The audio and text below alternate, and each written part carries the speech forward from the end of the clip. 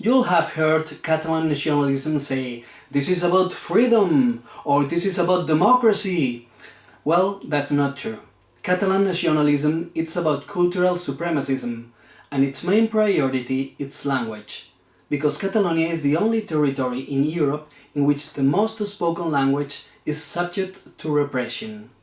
In Catalonia there are two official majority languages: Catalan, which has developed in the eastern part of the Iberian Peninsula, and Spanish, which has developed in all the peninsula and is the second most spoken mother language in the world.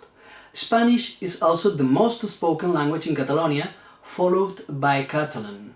Spanish is also the most spoken language in this entire area, above Valencian, Mallorquin or Menorquin, which are languages similar to Catalan. In all these territories, most people are bilingual. The problem is that nationalism doesn't like Catalonia as it is, that's bilingual, so its goal is for Catalan to be a unique language. For this, they use several tools. Monolingual laws. The nationalist regime encourages monolingualism. The releases are only in Catalan, the documentation and procedures in Catalan. Only Catalan culture is subsidized, and if not, is repressed. Linguistic fines. Labeling in Catalan is mandatory, while Spanish, the most spoken language, can only be used accompanied by Catalan. Labeling only in Spanish can be penalized with a fine of more than 10,000 euros. The nationalist government has raised this year around 400,000 euros in fines to Spaniards for labeling in Spanish. Linguistic imposition in schools, or immersió. Just as the Franco regime imposed Spanish as the only language, the nationalist regime imposes Catalan as the only language too, and treats Spanish as a foreign language, contravening the law and violating the rights of the children.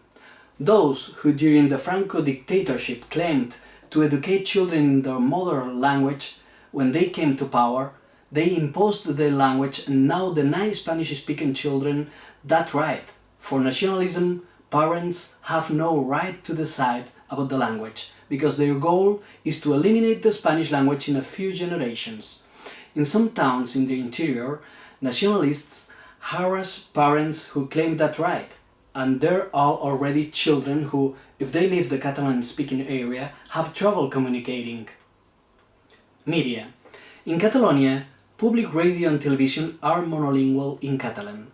The most spoken language by Catalans is excluded and is only used to show marginal groups or for people who doesn't speak Catalan. TV3, the nationalist television, has its own dubbing studio, so the contents are manipulated with political intentions, such as the Bugs Bunny chapter on the discovery of America, in which all references to Spain were removed, or films such El Gran Vázquez, where the protagonists speak in Catalan and the roles of low cultural level prostitutes and criminals speak in Spanish. Historical manipulation. Nationalism blames the invasion of Spanish language on the arrival of the Bourbons in 1714 and immigration in Franco's time. The reality is that in Catalonia Spanish was already spoken in the 15th century, and at the time of Cervantes, Barcelona was already the editorial capital of Spain and Spanish was a common language. The Plataforma per la Llengua. This entity, subsidized by the nationalist regime, began doing dissemination of Catalan, but soon began to distribute this in stores. We want to live fully in Catalan. Fully means 100%. And what about the 64% that doesn't have Catalan as the main language? Expel them?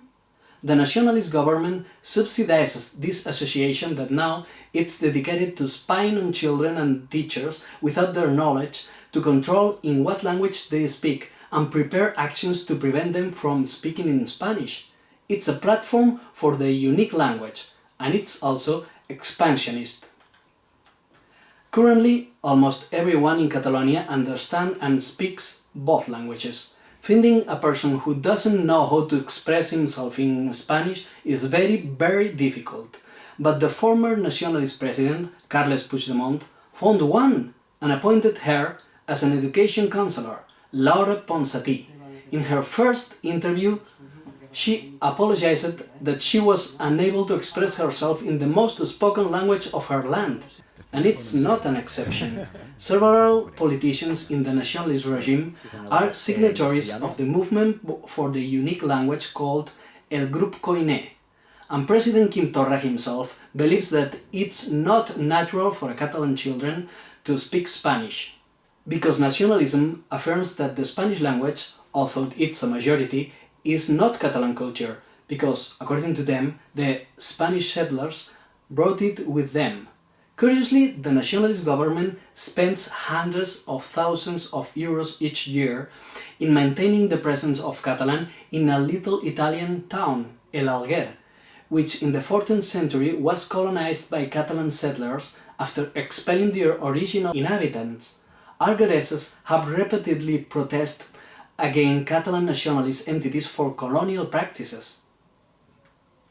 That attitude of imposition is what makes possible the weirdest situations in Catalonia that don't happen anywhere in Europe. In many places, people live in two languages, the one that's read in the signs and the other that is spoken in the street. In the demonstrations, the nationalists break banners claiming peace because they are written in Spanish. Many families speak Spanish to their children when they are at home, but speak to them in Catalan in the street so that their children can have a future, since in Catalonia the nationalist regime struggles to convert the most spoken language of Catalonia in a cause of social exclusion. So, when the nationalists tell you, "This is about freedom," remember that nationalist entities have printed hundreds of thousands of banners, badges and stickers on which it says "Freedom Political Prisoners," almost all in Catalan and some in English, but no one, not even one, in Spanish. Let's be clear. Hablemos claro.